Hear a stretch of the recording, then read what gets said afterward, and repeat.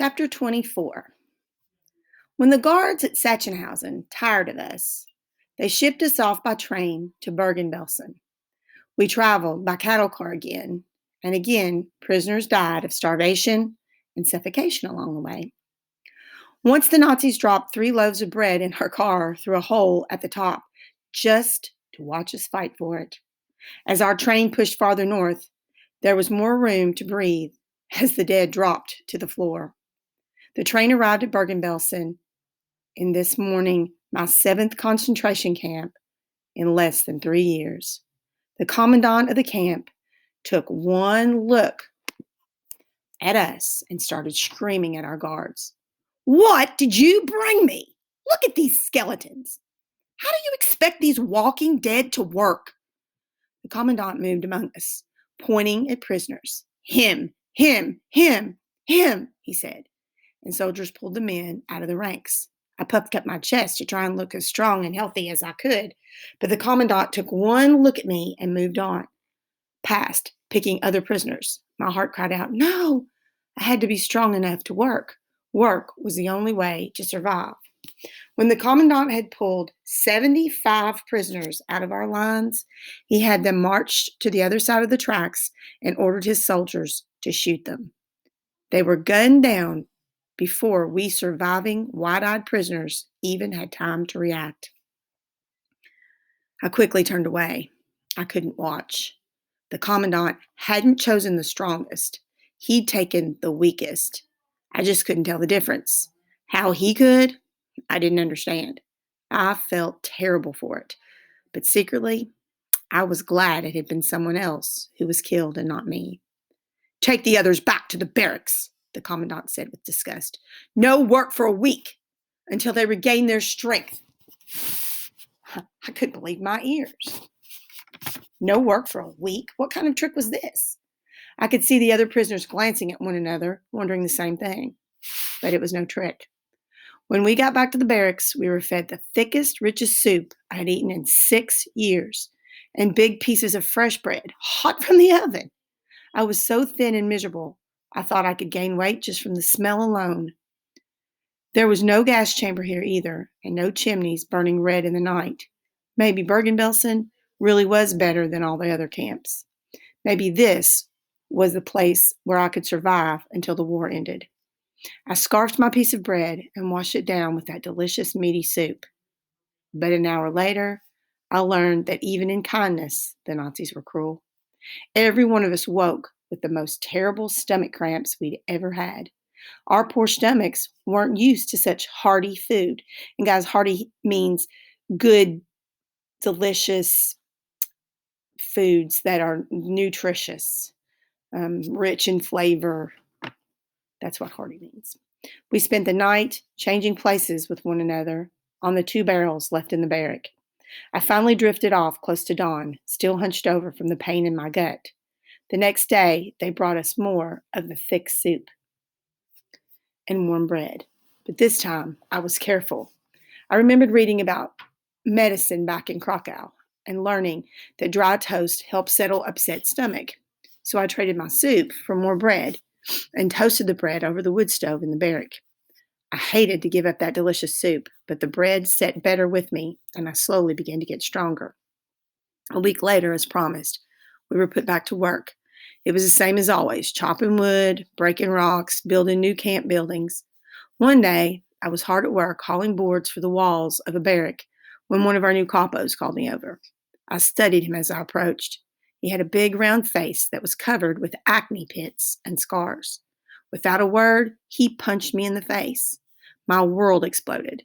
Pain shot from my nose to my brain, and my head snapped back like I'd been hit with a shovel. I fell to the ground, clutching my face. "What'd you do that for?" I cried. "What did I do?" I knew I shouldn't have said anything, but I didn't care. I was too stunned. My nose was already swollen up so badly I couldn't breathe through it. "You looked at me the wrong way," the capo told me. His eyes glittered with amusement before he told me to get up and get back to work. My head was throbbing. It was hard to stand. Dark red blood splotched my blue and gray striped uniform. I held the back of my sleeve to my nose. Gently, tenderly. It still hurt so badly. trying to stem the bleeding. I hoped my nose wasn't broken. If it was, there was nothing I could do about it. I made it back to the boards I'd dropped, trying not to let my tears spill over. Moonface, one of the other prisoners said as he fell in alongside me. What? I said. Moonface, that's what we call him. He nodded to the big, round-faced capo who'd slugged me. They say he killed 3 men before the war. The Germans put him in prison, but then the war started and they made him a capo. We've got murderers for guards. I knew our guards were murderers now, but I didn't know some of them were convicted killers in the past. I made sure to stay well clear of Moonface after that, but somehow I always managed to be assigned to work duty near him. He seemed to notice me wherever I went to, and soon I became his pet project. Moonface kicked me and hit me and beat me whenever he could. Bergen-Belsen might have been the place for me to survive until the end of the war, but for Moonface, I had to get away from him. And when I heard the Nazis were rounding up workers to send them to another camp, I made sure I was in the front of the line. But the Nazis weren't looking for volunteers. They had their own methods for choosing us already figured out.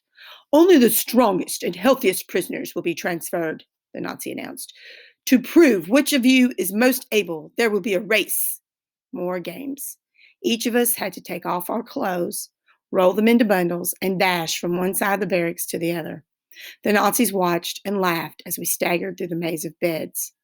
When it was my turn, I took off my uniform and was surprised again at how skinny I was. Even after a week of rest and better food, my arms and legs still looked like toothpicks. You, one of the Nazis yelled at me, run! I ran as fast as I could. I had to win this race. I had to get out of Bergen-Belsen. I had to get away from Moonface.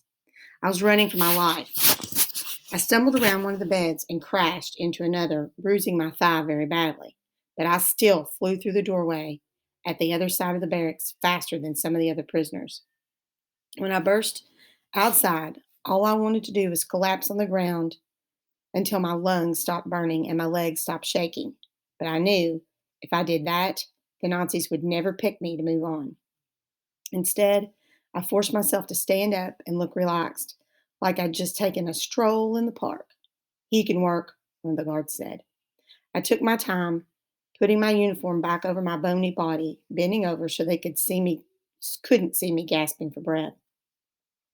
I spotted Moonface out in the yard, pushing another prisoner to the ground and kicking him.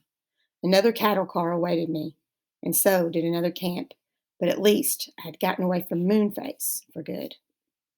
All right, here are the pictures, guys, from the Bergen-Belsen concentration camp, and you can see it's 1945, so it's getting really close to the end for Yannick. And remember, the Nazis are on the defensive. They're being attacked by the Allies, so it's a little bit different than what it used to be for him. All right, chapter 24 says the background is the remains of Bergen-Belsen concentration camp today. To the left, right here, this little oval picture is Anne Frank, and she's the one who wrote The Diary of a Young Girl, and she actually died at Bergen-Belsen of typhus.